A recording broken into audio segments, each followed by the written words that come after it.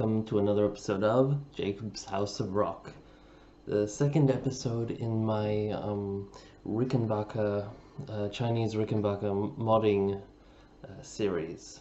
Sorry if to talk a little bit quiet, it's pretty late at night at the moment, but yeah, so when I left off, I'd just taken apart the Chinese Rickenbacker. We had a little look in the inside of it. I took off the pickguard and I just sort of left all the electronics in there, and I was going to work on sanding down the edges of the pickguard because they did a pretty nasty job of that. And yeah, so that's what I did. Aside from that, which I sand this down pretty nicely, used progressively finer grades of sandpaper till I got to some wet and dry sandpaper and buffed it out while it was wet, and it's all nicely done. And what I'm up to now is I'm going to shield the back of this with some aluminium tape, and then I'm going to do a little wiring schematic, and then we'll work out what I'm going to do later. So basically what I have here is I have all the electronics that I took out of the Chinese electronics, and I'm going to put this back into here and then compare it to some Rickenbacker wiring charts I found online and see what needs to change, because they did some weird things with these electronics and I'm not the best at reading schematics, but hopefully some of the diagrams will be able to help us out.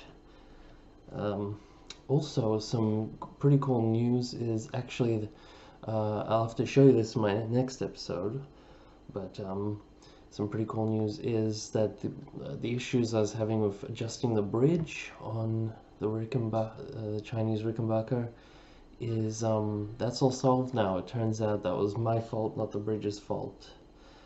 And I'll explain that later when I actually have the guitar here with me.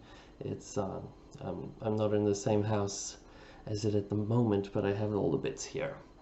And I figured out some things about the pickups. So yeah, last time this one didn't fit in this pickguard. Now it does. I just hold on. I'm not installing it properly yet because I need to put the aluminium tape on the pickguard first before putting anything in it. But I can just show you guys.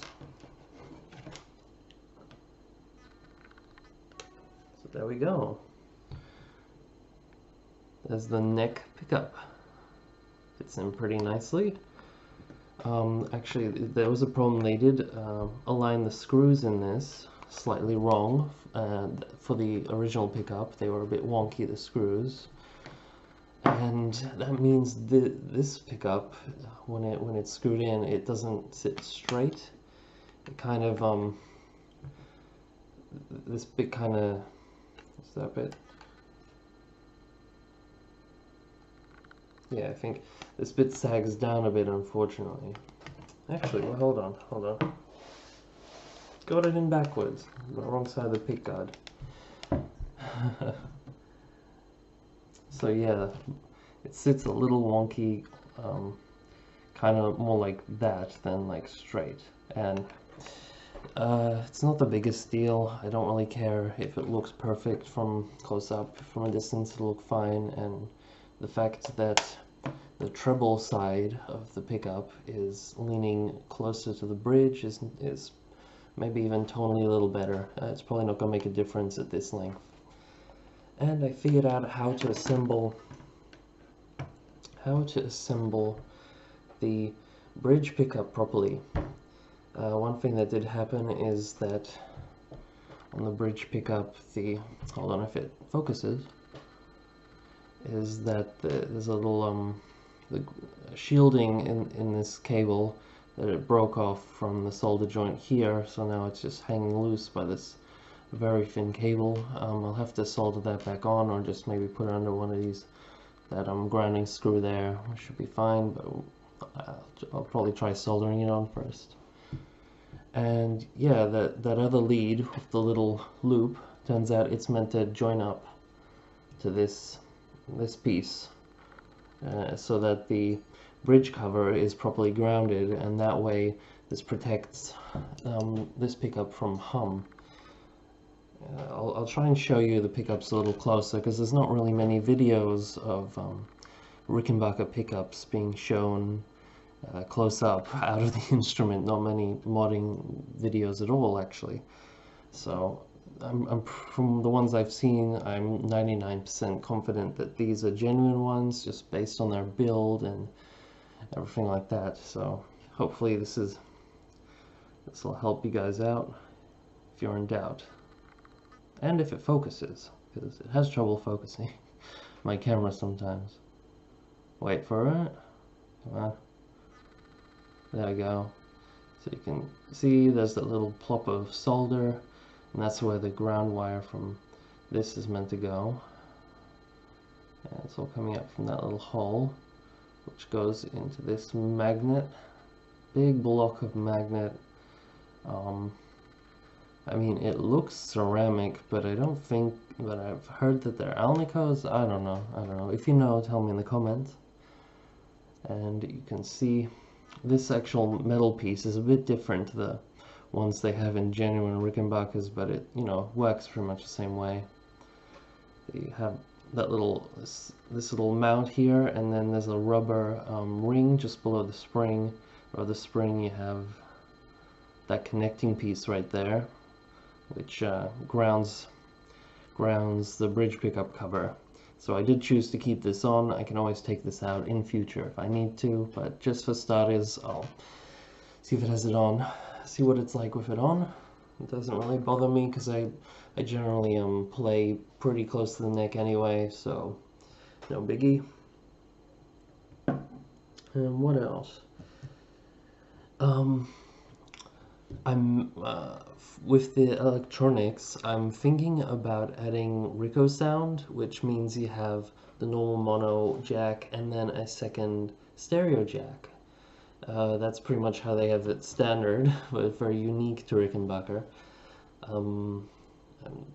Thing is, I need to order a stereo jack. I have the little mount for it, and I can drill the hole, hopefully, in through the body. I examined the cavity, and there's a thin space next to the existing jack where it should fit nicely. But for the moment, I don't have that jack, so I'm hoping I can find a good deal on one locally, because usually I'd order parts from China or something, because I can't really afford to be buying all the local stuff all the time, because it's like 10 times the price of what you'd find from eBay from China. And another thing is that I want a push-pull pot to do that, like vintage versus modern sound mod they do in Rickenbackers these days. If I can't find one of those, I'll either postpone the video, making these videos in the project, but I don't want to do that, so if I really can't find one, then I guess I'll just have to invest in an expensive one. Not too expensive, but you know, for what it's, for a little pot, it should be cheaper. What else? Yeah, in the next video I'll take you through the body and the whole thing of the bridge. Oh yeah, I remembered. There's this channel that has done some other reviews of the Chinese Rickenbacker Copy Basses. Probably the only other decent review of it that I found is from that channel. I think it's Zero Mod is the channel name. Anyway, I'll put in a relevant video from a link to a relevant video in the description about this. But what they discovered was that in particular the neck pickup and the pickup they used with the original wiring of the Rickenbacker is, you know, the Rickenbacker scale pickups, so the width is a little thinner than most pickups. Like, say if I brought in a P bass or a jazz bass pickups, they'd be, you know, pretty wide on either side of this. I actually have one loose, but it's not on hand right now. It's somewhere upstairs. I might bring that down later in the video to show you guys the difference in size between the Rickenbacker pickup and one of those. But the issue is that with these, the string spacing is a lot closer together, and the problem with the Chinese basses is that they made the string spacing really wide and closer to that of, you know, a Fender or even like, you know, a P bass, pretty wide. So this one and even the original pickup, I didn't notice this till after I watched the video, but yeah, it was actually an issue now that I think about it, is that both the thick E string and the G string were a little too close to the edges of that pickup, and they will be with this one. So they had a little bit of a weaker signal than the two middle strings, the D and the A, and that's not ideal. So I'll be looking into either changing out or modding the bridge maybe to fix that issue. But anyway, on to shielding this and getting the electronics in here so I can figure out how I'm going to wire this thing. So yeah, enough talk from me. I'm just going to show a bit of it and then skip ahead later in the video again.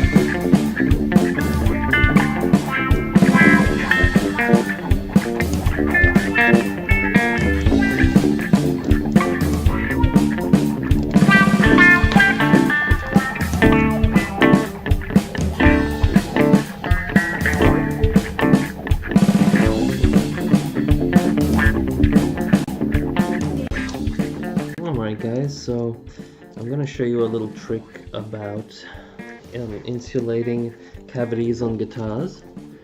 So if you use tape like this, the issue you're going to run into is if you just put slather bits on top of each other, they're not really going to connect properly electrically. They're not going to shield the area because there's glue under here, and this glue is not conductive, so it's gonna sort of block the electron flow between this metal and whatever you stick it on. So a little tip is, if you have like a sharp corner like this, where the top is, you know, just metal, it's clean metal, it'll connect to other metal. You flip it upside down, and now the glued bit has a little bit of conductive metal, and then you stick that on top of an existing bit, and that will no longer be sticky because the little corner is under it, and the glue will be held down really well by the glue on either side of that corner, but it will conduct. So there's a little tip for you guys there.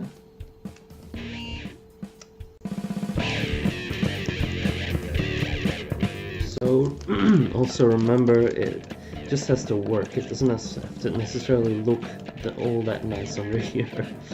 As you can see, it's not the nicest looking thing at the moment.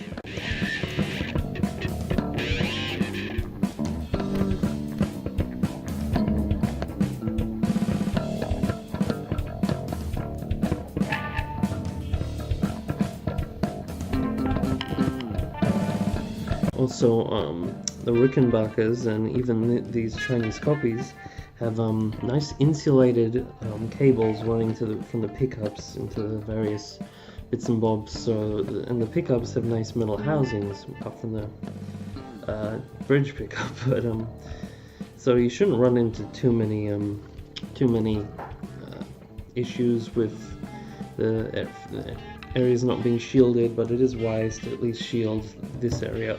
But I'm just going kind of around the neck pickup just because I can, really.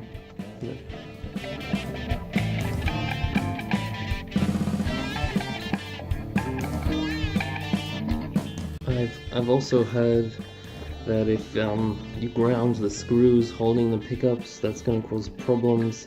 I haven't heard that about Rickenbackers, but guitars in general.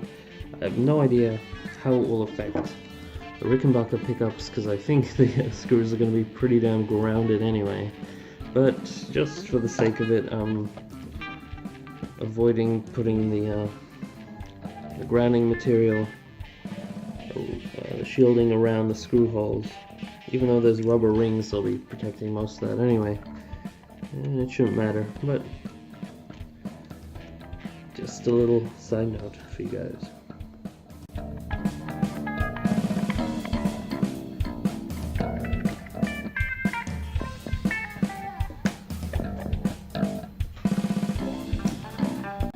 And there we have it. That is the pickguard, all nice and shielded. Everything should be connected, and once we get the pots in here, it should be connected to ground. And yeah, we'll do the same thing to the cavity in the next video after I clean that and do some work to that. Yeah, so stay tuned for that one. But what I'm gonna do now, I'm going to start installing these parts. So I'll start off with something pretty exciting, which is the beautiful Rickenbacker neck pickup, as I've shown off to you guys many times. So I'm just going to stick in here. The way it goes in, it has two little mounting screws as standard, and little rubber washers. They're kind of springy, they have a little open section around the middle, and they kind of act as the springs for these things. Oops. From the front,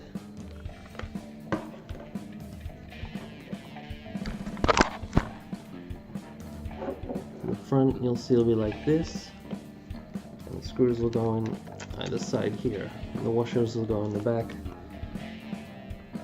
between here and the screw. So we just start off with one side.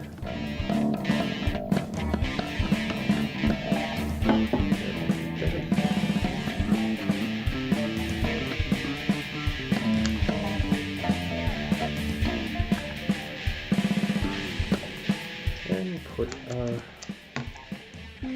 pickup in.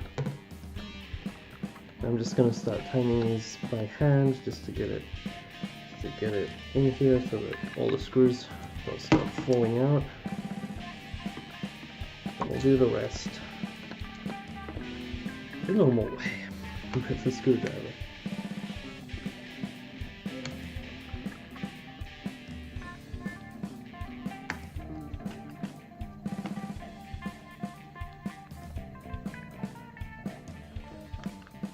So luckily, to make this cavity big enough for this pickup, it didn't take much work at all.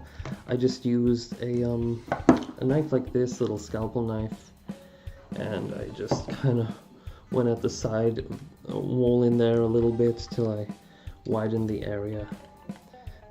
it was only a couple of millimeters till it fit. So very easy to do at home. You don't need any fancy tools or anything. Again, sorry this episode is a little slow. It's very late at night, but I just had this free time right now to show this to you guys. And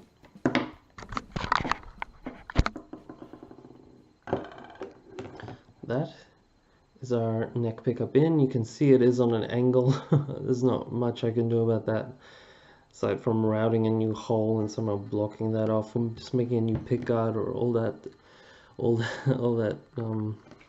headache. But this should be fine. From distance, it's not very noticeable. And in the back, you can see the wire is still pretty much in the position that it was back when it was still in the real Rickenbacker. So that's all good. It'll join up with the wiring nicely, I hope. Speaking of the wiring, now it's time to get to putting all of this in the Rickenbacker pickguard. And then what I will do is I'll draw up a schematic based on this wiring, and I'll just look over what I can edit to make it like the original Rickenbacker wiring. So I've already drawn up a little template that I'll be adding the stuff to. So I guess I'll just leave this video here, and yeah, keep on rocking, guys. Thanks for checking out this video. If you have any advice or questions or comments or whatever, don't hesitate to leave that in the down below. I take pride in making sure I answer all your comments and all that stuff. So yeah, thanks for watching. Peace out. Just have a great night.